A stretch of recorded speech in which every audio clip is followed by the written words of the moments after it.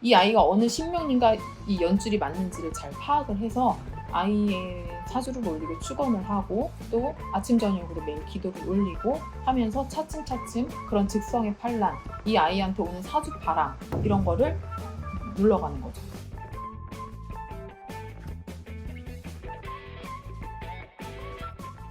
네, 안녕하세요.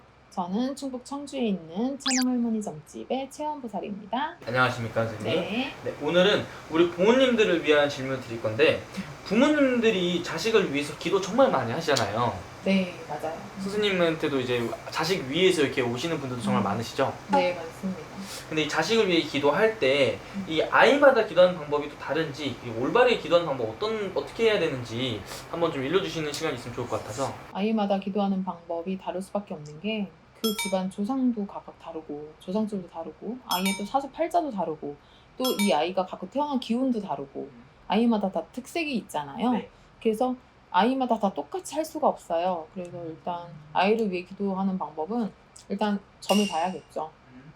점을 보면서 이 아이의 운의 흐름이라는 거를 쭉 한번 본 다음에 대부분 아이를 위해서 기도를 하는 기간은 성인이 되기 전까지예요. 그러면 한 뭐 고등학생 정도까지 20살 전까지를 거의 많이 해주는데 이 아이가 예를 들면 뭐 칠성줄이 굉장히 강한 집안인데 칠성줄이 끊어짐으로 해서 이 명과 복줄에서 많이 흔들림이 오는 아이인지 또 뭐 어떤 조상바람으로 인해서 이 아이의 사주가 많이 흔들리게 되는 건지 이런저런 거를 다 판단을 해서 아이의 사주를 신명기에 올리고 칠성과 맞는지 산신줄과 맞는지 또 용궁 조상님과 맞는지 이 아이가 어느 신명님과 이 연줄이 맞는지를 잘 파악을 해서 아이의 사주를 올리고 축원을 하고 또 아침 저녁으로 매일 기도를 올리고 하면서 차츰차츰 그런 직성의 판란, 이 아이한테 오는 사주 바람 이런 거를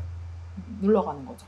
그러면은 부모님들이 그냥 우리 아이 잘 되게 해주세요 이런 식으로 기도하는 것보다는 내 아이가 좀 어떤 식으로 기도를 해야지 더 이 기도빨이라고 해야 될까요? 맞아요. 그런 게 있어요. 네, 기도빨을 더 잘 받을지. 맞아요. 그러니까 기도를 하는데 예를 들어서 어떤 엄마들은 그래요. 그럼 부처님 전에 가서 연등 올리고 그렇게 할까요? 네, 물론 그것도 좋아요. 저는 그렇게 말씀드리거든요. 근데 면밀히 따지고 보면 뭐냐? 부처님은 만인간 구제중생이에요. 이 한 아이의 구제중생은 아닐 거란 얘기죠, 종당에. 근데 이 아이가 조상줄에서 많이 얽힌 애야. 물론 부처님 전에 가서 빌어도 바로 뭐 그런 공덕을, 우리나라 사람들 성격 급하잖아. 네. 그럼 기도하면 바로바로 뭔가 덕욕을 바라잖아요. 네. 근데 그런 엄마들한테 드리는 말씀이 뭐냐? 꾸준하게 하세요. 부처님 전에 가서 뭐 공양을 올리고 등을 밝혀주고 하더라도 꾸준히 하세요. 대신 이 아이는 부처님 전에 가서 그렇게 올려주기 전에 이 조상줄에서 어떤 부분에서 많이 막혀있기 때문에 그 부분을 풀고 가셔서 하시면 더 빠를 것 같다. 효과가 훨씬 상승할 것 같다. 라고 말씀을 해드리는 거죠.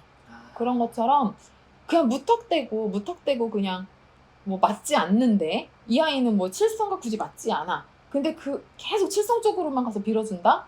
그런 거는 아니지. 그런 거는 이제 아니라고 말씀을 해드리고 좋은 방향으로 제시를 해드리죠. 그러면은 가장 정확하게 이제 하려면은 제 점사를 한번 통해서 이 아이가 어떤 부분에 있어서.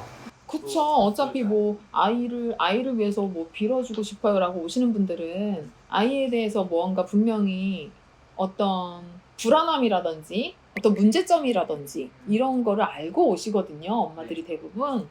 그래서 뭐 점사를 보면서 이 어머님한테 뭐 이런 쪽으로 가는 게 좋겠다. 이 아이는. 심지어는 같은 집안의 첫째, 둘째도 틀리거든요.